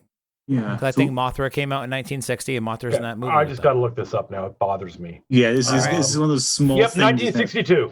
Okay, there you go. So if you want to hear me and Brandon's first take on the original Godzilla vs. Kong movie, there's a link in the show notes. Go check it out. But we'll be covering that in depth. But let's finish up this WandaVision stuff. So yes. I'm definitely thinking that whoever left Wanda's the deed to her plot in Westview on her front seat of her car, I'm thinking that person, so much of the Mephisto conversation that we've had has been like around how do you justify bringing in a character in the last episode and have it make sense? So this is something I talked about with Marcus the other day on the manga chapter review for Dragon Ball Super 69. Go check it out if you haven't. But I teased it to him. I'm like, oh man, something up ruined for me potentially the other day for WandaVision. I talked to James about it. You made a reference to it earlier, Ant, so I don't have any problems bringing it up to you. I was scrolling through my YouTube suggested videos feed, and it was, from one of the comic book, channels I watch. The title was something to the effect of Confirmed Mephisto Appearance, Episode 9, Al Pacino. That's a rumor. There's nothing. I'll tell you this right now. From what I understand, there's no actual confirmation that Al Pacino is going to be playing Mephisto because he already played Satan in The Devil's Advocate. Devil's Advocate, which would make all the sense in the world for him to be able to step into this role now. But from what I understand, and correct me if I'm wrong, but within the last few weeks, he was in a media interview. And this is becoming a really common question for people who are yet to be in the Marvel Universe. Like, if you could be in the MCU, who would you want to play? And he was asked this question, and he got very, quiet, uncomfortable, didn't really know how to answer it. And basically his answer was I'm not really sure how to answer that because I don't want to get in trouble, but I've met with Kevin Feige, and that's kind of where he left. And he met with Kevin Feige in 2016 is the best I can figure. So, all right. So that's when the meeting, ago. or that's when that meeting happened. Do we know if the media interview that I'm talking about, do we know if that's as recent as I think it is or no? I tried stalking, but then I got distracted by dinosaurs. So that makes sense, man. Yeah. I tried talking to him, but he was too tired at the Golden Globes. Just didn't seem like he was up for conversation. If I could put all the dinosaurs together at the Golden Globes with Al Pacino, that'd be actually a lot of fun. Actually, that would make the Golden Globes worth watching. But who would be a better, who would be a better person? Sean Penn's hair. Yes, Sean Penn, you can always make fun of Sean Penn's hair. Easily. Who would be a better person to play Mephisto, to play an incarnate of the devil within the Marvel, cinematic universe, than Al Pacino? There's only one person I can think of. Only one. Matt Damon? Ian McKellen. You think Ian McKellen is Mephisto? I don't think so. I'm just saying if Ian McKellen was Mephisto, that Gandalf's voice coming out of Satan would be what I expect. Well, I actually have something on Ian McKellen in a second, but with Al Pacino, as far as his justification of only showing up for one appearance seconds? or one, maybe it could be just one scene at the end. It could be the post-credit scene of the end of all of this. And it's revealed that he's the one who left the deed on the seat that brought her to this point in New Jersey that's just located off of this nexus that held the fucking Darkhold book that amplified her powers or whatever the heck it could be. Something drew her to that place there. I don't know what it was. I don't know who it was. But if you show me that it's Al Pacino in a post-credit scene and give me the hint that he's going to be the main villain in Multiverse of Madness versus, Doctor Strange Multiverse of Madness, that makes sense to me. I don't know. I'll raise you one more. It's Jersey Devil. Jersey Devil. Jersey Devil. That's awesome. That would be amazing. You waited the entire time for that? Yes. Nice. That was good. That was some restraint. But with one name. Sure. If you're gonna go that route, I got one better in a second than Al Pacino any day of the week. Don't say it's Robert De Niro. I'll kick you in the ball. Nope, that was already an Angel Heart. Okay. Yeah, what do you got? It's also Jack good too. Nicholson. But would he come out? Would he come out of his Knicks game like games? Can you really see Jack Nicholson working in the MCU? Yes. Yes. On a consistent basis, yeah. After what they pulled with Kurt Russell and everybody else that they brought in, I don't care who they cast. Honestly, they're going to choose the right person. Yeah. I mean, hell, it could be freaking. I don't know. It could be Malcolm from Malcolm in the Middle, and he would probably work just as well. It could be freaking Freddie Prinze Jr., and they would find a way to make it work. It's funny because the devil in the pale moonlight in Westview, New Jersey. Well, Jack Nicholson is a New Jersey native, so there you go. Double Jersey devil stuff going on. Yeah, right. Or they just bring in Danny DeVito. Yeah. Okay. God, there's a joke, but that actually but he would actually be not hard to make up into the John Byrne version of Mephisto, where he changed him from the red suit to little toad-like guy.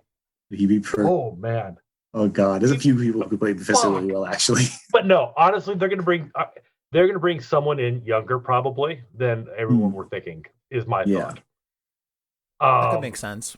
As far as the twins, I mean, obviously at the end of this episode, they're ghosts. They're going to be dust. Yeah, but the next time we see them, maybe we'll see shots of them still in this 10-year-old age, bracket that we see them then.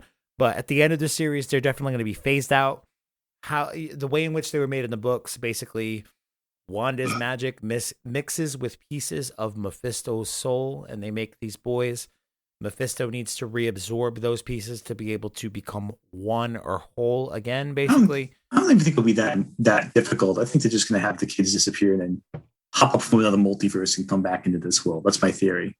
I mean, regardless, the next time we see these kids, they're going to be teenagers. Not the actors themselves. I mean, they're going to be teenage versions of these same characters in the Young Avengers movie. Gotta make the Young Avengers. Probably taking on a young Kang or whatever the fuck. Gotta get Hulkling and Wiccan to, You want Hulkling so bad. You've got the biggest heart on for Hulkling. Jesus. No, not the wrong. You just want to see two teenage Avengers. You just want to see two teenage Avengers make out. I see. No, I just think they're a good couple. That's all. I just think it's a good ship. That's all. Yeah, they're the cutest couple we know. And so we'll see what happens in terms of who left the deed on Wanda's front seat. But the last thing is the post-credit scene, the second post-credit scene. I guess we didn't really talk about fake Pietro at all. Because he may not matter. I don't think he does. He's just there.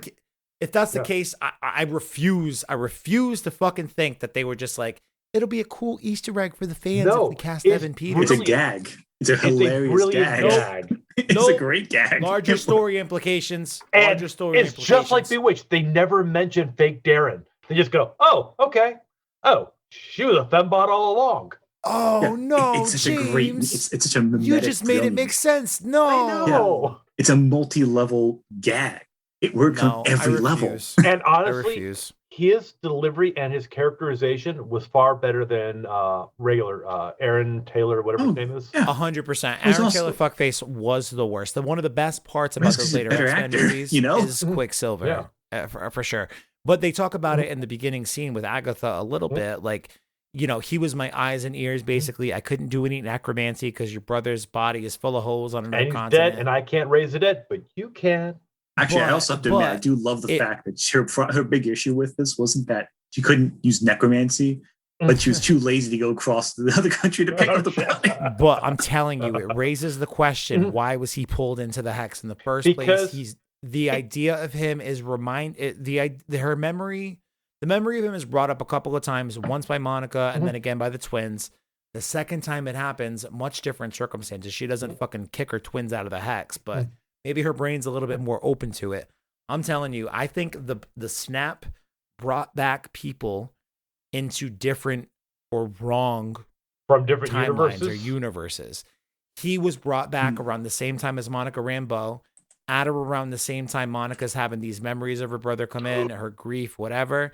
And that's what pulled him into the hex. Agatha doesn't know why he's there all of a sudden, but she knows that he can control him and he's got super speedster abilities. So what you're saying is the snap didn't bring back people from 5 years later. They brought people back from other places. It could bring back anybody anywhere. Basically, you could use from universes that were close enough, and then the multiverse madness, the universe trying to write itself. The snap is the perfect example for Kevin Feige to say, I like Deadpool, I like Quicksilver, fuck Scott Marsden and this Jean Grey lookalike bitch. I don't want them. They didn't get snapped over here.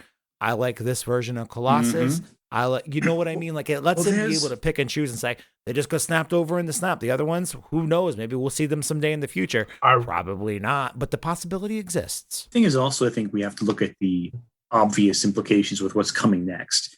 Like, regardless of if that theory proves true or not, they are going to explore the multiverse more extensively in the coming, like, several films. So something has to happen by the end of this series as a catalyst to get that ball rolling.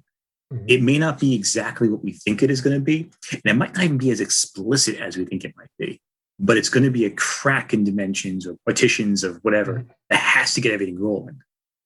What I think is going to happen, most likely, is Wanda's whole rewriting of reality is going to go haywire or out of her control and cause some like fissure in reality, the splinter somewhere. And through that fissure, you're going to see the events of Spider-Man 3. And what follows is Doctor Strange kind of trying to fix it up and going like, listen, we have to like Wanda, the fuck. Let's figure out how to fix this so you don't like Wanda, cause another issue. Yeah, basically.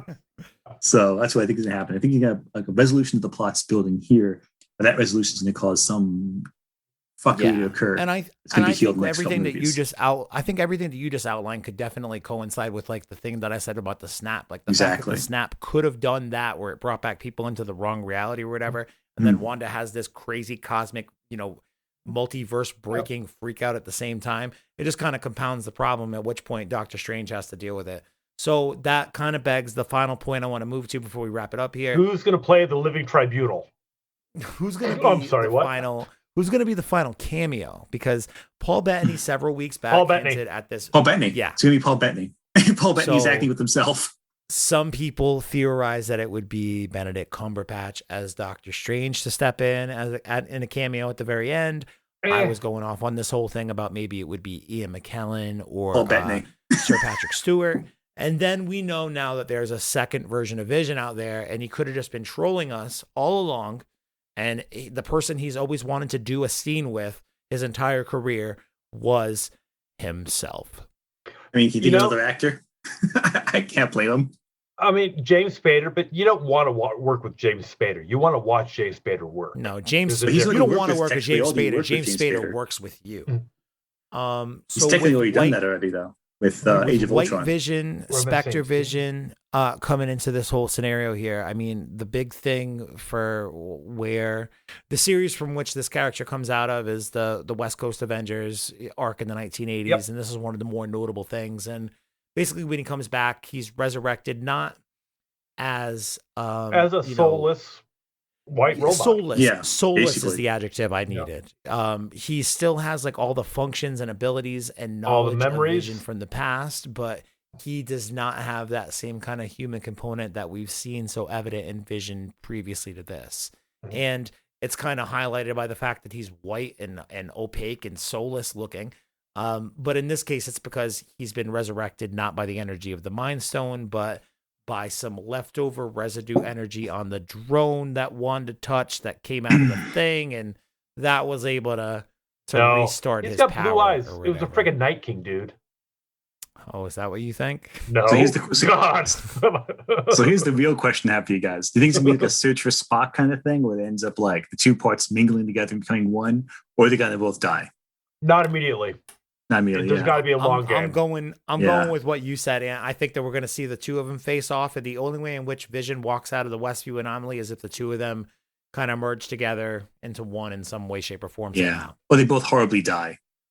One of the two. or there's some component that's missing. And then Wanda will get to watch not her boyfriend get killed, not once but twice, back to back. Technically 3 times. Rewind. Technically She'll 3 get to times. watch 2 different versions of her boyfriend get killed concurrently as they kill each other. That's like a whole other level of trauma. Yeah. That's some reverse House of M event shit. Wanda can never be happy. There's no world where she's happy. However it happens, the twins are going to get involved, and if it's 1 vision, 2 vision, doesn't matter. The kids are going to die. Yeah, that's it. Or they're going to get lost in the rift of the multiverse, and she's got to find them. Yeah, killed. I don't think. Lost, yes, and she is going to absolutely lose her nonsense when she realizes that. I mean, regardless of the outcome of a vision versus the double vision battle, she's going to lose those kids in some way, shape, or form. Yeah, and that's exactly what triggers House of M events. Give me back my children, no more mutants, all that. It's going to be a reverse version of that. And then at some point, she needs to realize that they were not figments of her creation. She did not create life at any point. She just brought in people. Like Quicksilver may have been the mailman that she repurposed his mind for. The kids could have been 2 other babies from somewhere else. But those kids she brought in from another reality where she was their mother. That's the only thing I can think of. Because otherwise, it's kidnapping and it gets creepy. Well, it speaks to the idea of her being a Nexus being and potentially, her being visited. She has that vision wherein vision, not to be confused with a character vision, but she's visited by like, I don't know, a light figure of herself almost with the Scarlet Witch kind of crown up there, which almost kind of speaks to the idea that she is a Nexus being. She is the same within all realities. And maybe it's just, I don't know.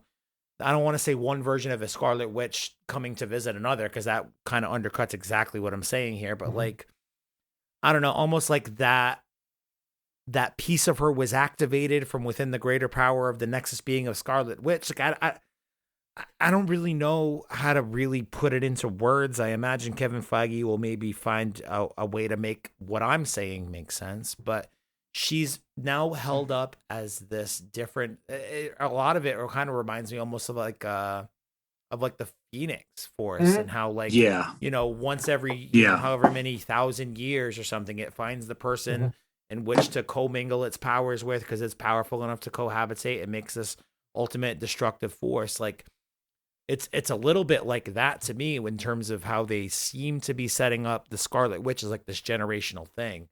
Maybe Agatha's mother was like one version of it. Agatha was 2.0. 400 years later, we see Wanda doing her thing with this, Hex incident anomaly.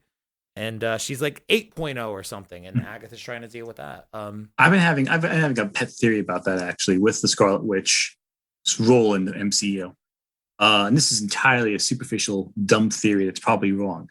But I think there's a connection between the Scarlet Witch's powers and Mephisto's powers directly, because you look at the aesthetic of both very, very red.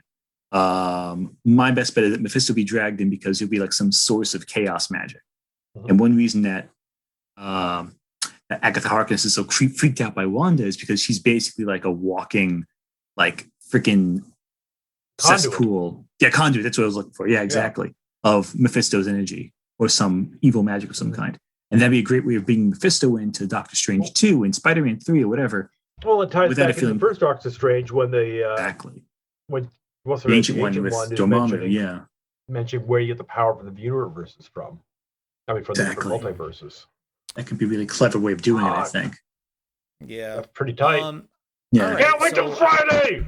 I feel like, I was going to say, I feel like we've hit all the major beats here. Is there any other major predictions we want to get out of the way here? Or Darcy. Talk to me about Darcy. Dude, what outfit will she wear next week? Dude, put her in that fucking circus thing again. Dude. Oh, goddamn. I just love the attitude of her character. Oh my God, it's just fucking hilarious. I've always liked the character, but I never liked her as much as I do in this. Like, she's just so likable in this. Ugh. I'm gonna spoil something for you guys. She is a very attractive woman. She's got a very enigmatic personality, she's very charismatic. People like her. What she's doing as Darcy is basically the same shit she did on that terrible fucking Two Broke Girls in a Pizza Shop show. Yeah, but that wasn't as good as this. It's the same thing. You're right. This is just better. my point is, she's always the same person, more or less, it seems. And anything that I see her play, sometimes she's pretty girl with a mouth and glasses. Sometimes she's pretty girl with a mouth and a waitress skirt or whatever. Did you ever see her photo shoot with Jessica Chastain? I saw her titties once. Is that what you're talking about? Good Lord. Kind of more classy, but yes. Probably not as good though. Well, I mean, it depends on your perspective. If you're a lesbian, then you love this photo shoot. Ooh, I don't need to be a lesbian to love people. Yeah, I'm a lesbian on the inside. I mean, yeah. So if you've made it to the end here, I want to thank you for taking a listen to our long, rambling, crazy theories about WandaVision.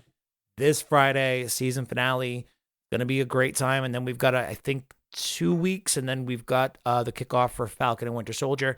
I don't expect those two series to butt up against each other or influence each other all of that much, but I'm sure there'll be a little bit. It'll still be fun to have Falcon and Winter Soldier to cover semi-regularly here on Super Dope in the meantime. But I want to thank Ant. I want to thank James for coming on and spending some time. You want a 3-hour version of this conversation? Jesus, yeah. Yeah, great. we're close, dude. Yeah. Patreon. I still have to go edit Justuff League too for tomorrow morning. Oh my goodness. Patreon.com/Dragon Ball Super Dope. Links are in the show notes. Go check out that King Kong Godzilla thing I mentioned earlier. Ant, where can people find you? What are you plugging? Where can people find your stuff? Just find me on Twitter at you'll spell out in the doobly-doo, I imagine. Twitter, CBR.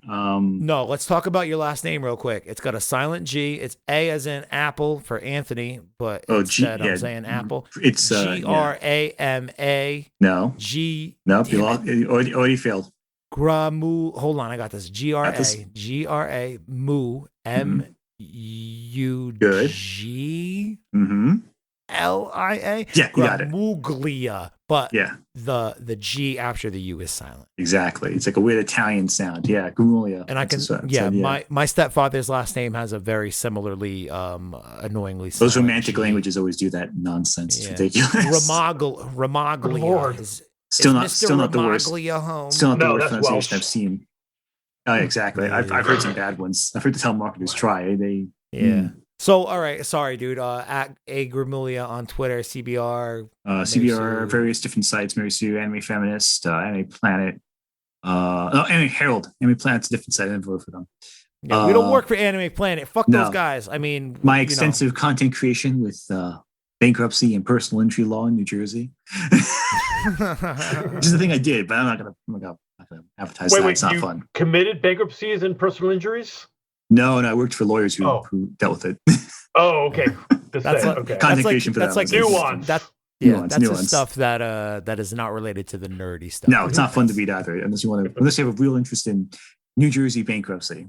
Which good luck. If you do, good luck with that. All right, cool, man. Well, thank you for being on. James Supp, where can people find you and your stuff, man? Just Google me, James Supp, Supp. That's it. Wow. Check out Antiques Roadshow. Check out the Justuff League. But, dude, I'm all over the internet. I've got memes now. It's awesome. If you want to wait, you've got memes? What is it about your mustache and all that? No. I've got a couple of GIFs that I didn't make that other people have. But basically, I have seen many GIFs of you with a Nintendo keyboard. Yeah, me whipping out the lightsaber, jumping around the spacesuit, opening up the prison escape head in the box. One playing the little ocarina from Zelda, badly. There's like 6 or 7 of them now. Damn, man. So you can check them out. Antiques Roadshow. Is that a good way to play the ocarina, though? Is it like only in Legends of Zelda? Yeah, I tried to play this one, and no, I had not played an ocarina in almost 25 years by the time I picked it up, and I blew. And I made a sound. Not in the best way. Hey, probably did better than I would. Honestly, I've never used one. The only good way to play an ocarina is if it is to summon your horse Epona to be able to ride to the next village very quickly. Or your dinosaur. Cool, man. Or dinosaur. If I could ride a dinosaur and not lose my legs as a result, I'm down. Why would I freaking hack it first? I think from the conversation today, definitely a lot of theories to chew on, a lot of things for you guys to think about throughout the week. But if you want to hear me and James deal with some nonsense, I'll say. I'll be honest, there's a lot of value to be gained by listening to the episodes. There is amusing anecdotes. There are some knowledgeable bits brought to you, and you get to see Kyle almost lose his shit on a regular basis, and that never stops being funny. Yeah, that's actually fair. And especially listeners who've been with me for a long time, like early Super Dope stuff where 90% of the material is just me telling my friends to shut the fuck up. Like, if you want to see a graduated version, more grown-up version of Kyle telling people to shut the fuck up a little bit more eloquently and still get paid for it at the end of the day. He gets paid to not tell people to shut the fuck up. It's awesome to hear attempted restraint. Yeah, it's masterful, man. That's what I think about all day. It's just how to tell people to knock it off without having to actually say the words, knock it off. Kill yourself, fool. All right, man. It's going to do it for Dragon Ball Super Dope. Make sure you go check us out on all the socials, the Patreons, all the places. At DB Super Dope on Instagram, at DB Super Dope, the #1 on Twitter. Check out the Facebook group, Roshi's Secret Stash. No Facebook page because of the Nazis. Long story. That's going to do it. We'll check you guys out next time for whatever the fuck we end up talking about. What's up with the goddamn Nazis? So that's Snyder Cut. So the same kids who did release the Snyder Cut stuff were the same kids who really liked Vic Mignogna, who was the voice actor for Broly. Oh my God, the Dragon Ball fandom. That's how Ant and I originally met, was dealing with these fucking chuds on Twitter. That's how we became friends. But in the midst of all that Nazi chudness in 2019, early 2019, I had my Facebook page mass reported by a coordinated group of those motherfuckers. And pretty fucking out of their minds. Yeah. 5,000, 6,000 likes down the drain. I was pissed. I just had to write a report. I had to write like an article about them once, and I got like 17 different Facebook messages, people I never knew. Like, look at them up. Like, oh, what's going on here? Like, yeah, fuck you, you asshole. Every like one of them was the same. I just wrote a news article. It's not anything. I'm not gonna lie, it's freaking amazing because all of my stalkers just want to hook me with their granddaughters. Yeah, you sound like you've got way cooler stalkers. Our stalkers all hate women and anybody who may have once talked to a woman and had a positive, outcome at the end of it. Oh, it's even worse if you're black, honestly. God. Oh yeah, dude. Yeah. And you're white. You've got no idea how big a deal that is here. Okay, that's gonna do it for Super Dope. I'm not a woman either. What a combination! Like a perfect shitstorm for incels. Jesus Christ! You're a white male in America. Ooh, with the mustache of masculinity. It is a pretty awesome mustache. I'm not gonna lie. Oh, thank you. It's vibe. Pretty today, but yeah. You want to see a video version of James twirling his fucking villainous mustache? Patreon.com/Dragon Ball Super Dope. All right, it's gonna do it. Talk to y'all later. WandaVision finale's on the way.